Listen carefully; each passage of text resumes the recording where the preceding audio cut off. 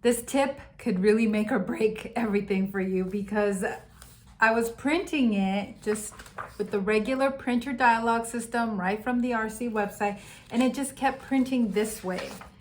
One page upside down and then, regular. It's like, what is going on here? And I kept trying and I kept trying and I kept printing that way. So here is how to do it. Let me save you some trouble. So I'm sharing my screen with you here. If you would like to print your own books at home, but the thought of doing it in this booklet format is a little just too intimidating, too much, you don't want to bother with it, then in this video, I'm going to show you the easiest, and I mean easiest way to print and bind a book at home using just a double-sided printer, paper, and a binder. So let's get started. Hello and welcome back, my fellow educator. And if you're new here, welcome. This channel is all about homeschooling in a sustainable way. And one of the main pillars of that is learning through books.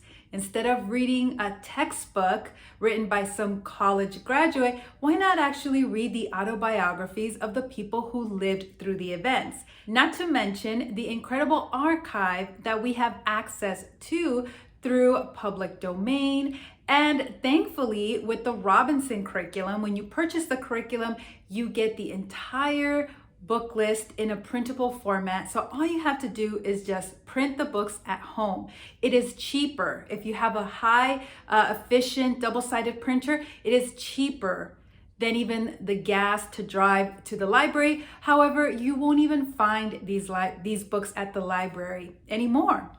So really, the only way is to print them at home or maybe try to find a good reprint out there. But I'm going to show you in this video how simple it can be to just print them at home.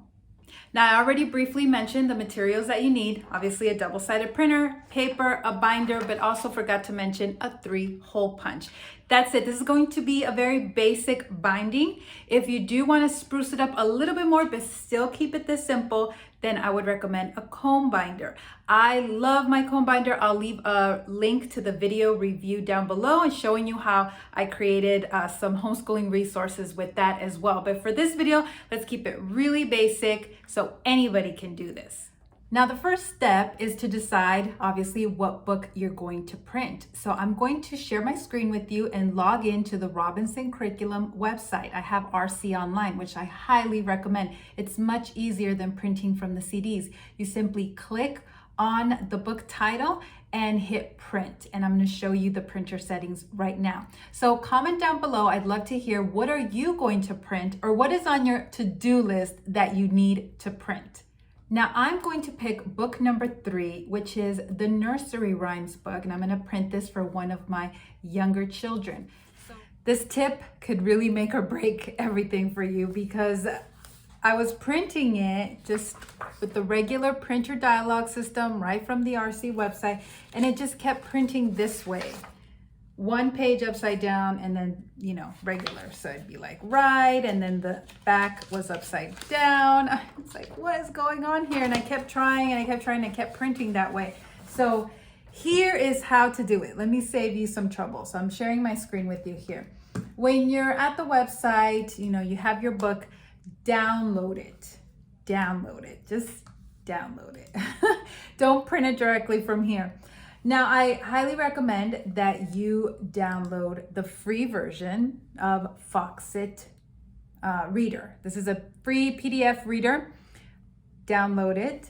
So then when you save the file, go back to your file and open with Foxit Reader. Okay. Then here you're going to hit File, Print, and you're going to click here, Print on both sides.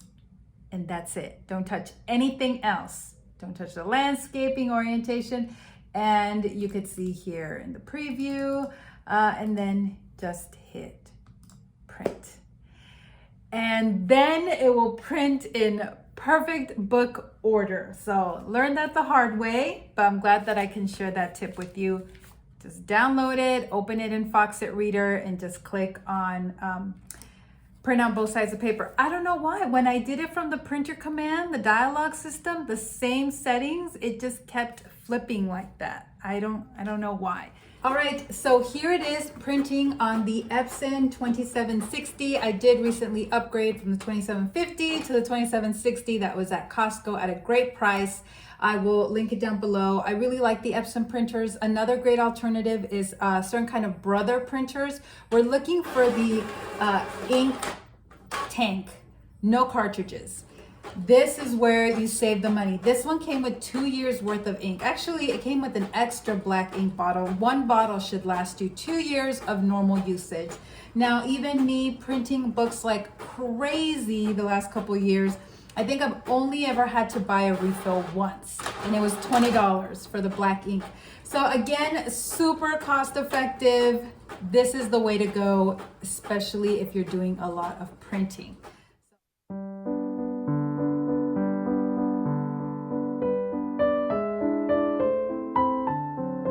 All right, so here is my book, Nursery Rhymes, and as you can see, it is printed in that kind of book format, just in an 8x10, but this is called, I guess, the Duplex printing here.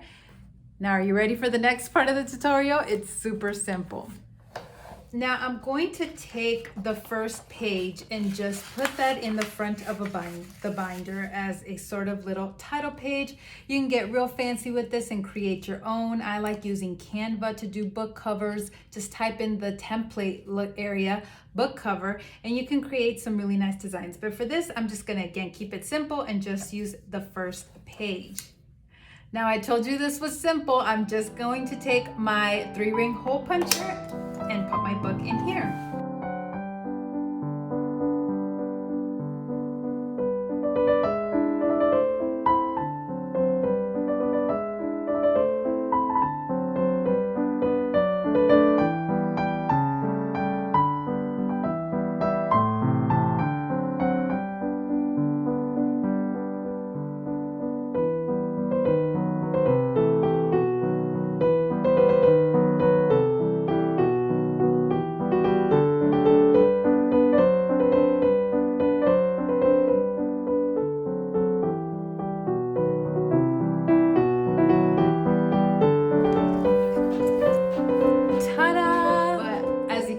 It's pretty self-explanatory. Just took the binder and using my 3-ring hole puncher, put it in the binder, and that's it. So some of the benefits of doing it this way is that obviously this binder is really durable.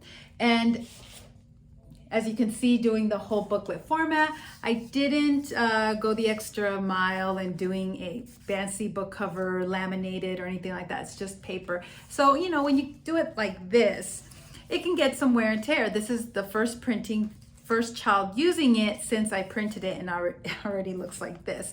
So the benefit of this way is that it keeps it protected. It's nice and durable. It'll last you maybe more than one reading. And for those young readers, because this is one of the first books, it's a nice big font and it has nice illustrations.